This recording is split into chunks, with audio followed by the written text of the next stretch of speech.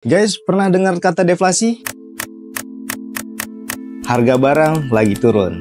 Tapi jangan keburu senang dulu. Ada dampak negatif yang bisa bikin pusing 7 keliling. Terutama buat bisnis kecil. Gimana nih caranya kita bisa selamat dari kondisi ini? Yuk simak videonya sampai habis, kita buat solusinya.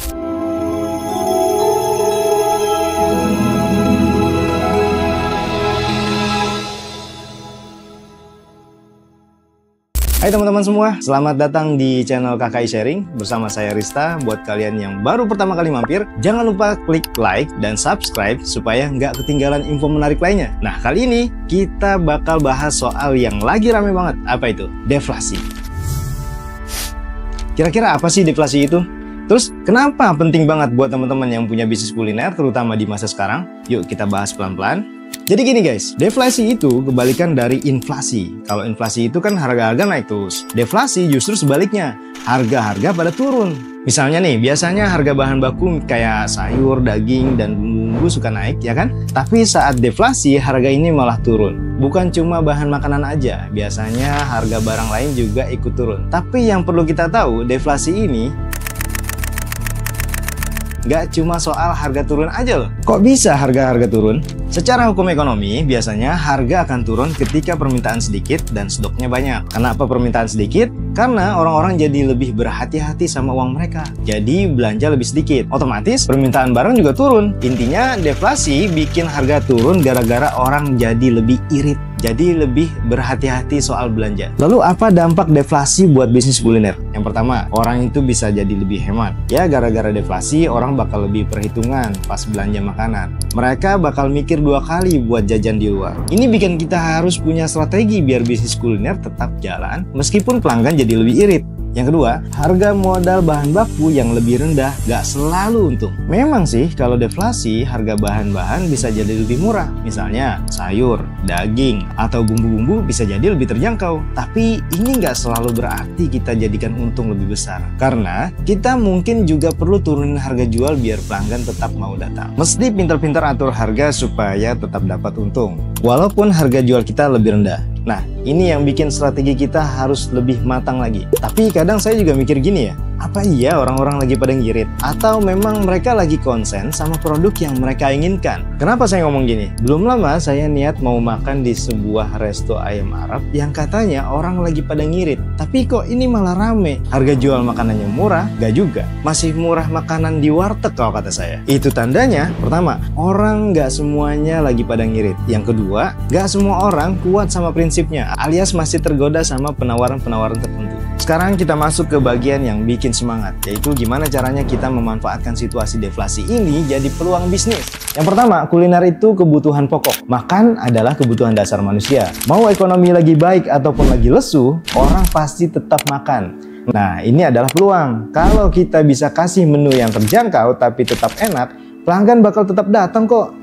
Dan kita tetap bisa survive bahkan saat ekonomi lagi menurun. Yang kedua, gunakan harga menarik buat tarik pelanggan baru. Jadi, deflasi bisa jadi kesempatan orang menarik perhatian orang-orang baru. Mungkin sebelumnya mereka nggak pernah mampir ke tempat kita, tapi dengan harga yang lebih menarik, mereka jadi tertarik buat nyoba. Dan siapa tahu setelah nyoba, sekali mereka coba, jadi suka dan balik lagi. Harga yang menarik, gimana maksudnya? Harga yang menarik nggak mesti harus pakai harga coret atau harga diskon segala. Planningnya adalah gimana caranya membuat penawaran yang sekiranya terkesan lebih hemat dan orang kalau nggak beli akan ngerasa bodoh banget. Kenapa nggak gue beli aja ya? Oke, begini caranya. Perihal ini saya mau kasih contoh usaha yang sedang tren saat ini. Itu adalah nasi kebuli dan ayam crispy ala Albaik. Kita bikin paket hemat atau menu bundling. Persepsi orang kalau beli nasi kebuli atau plus ayam harganya berapa? Ada yang jawab 30.000, ada yang jawab 25.000. Oke. Di sini kita bisa ngasih harga paket penawaran spesial, yaitu ayam Arab plus nasi kebuli cukup 15.000. Cukup murah kan? Karena secara tidak langsung konsumen akan berpikir harga 15.000 harusnya untuk harga saat kita makan di warteg. Lah ini udah nasinya kebuli pakai ayam crispy Arab yang bumbunya sampai ke dalam. Siapa yang gak tertarik coba? Tambah satu penawaran lagi.